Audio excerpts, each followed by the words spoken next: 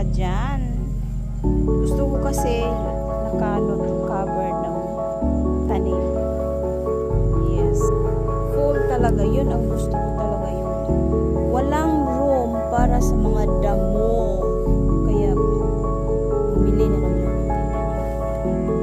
Bumili bago yan. Kanina yan. Dalawa sila. And another echinacea yan. Hindi ko nabili yung orange. Ewan ko, parang hindi siya fit sa garden ko this year.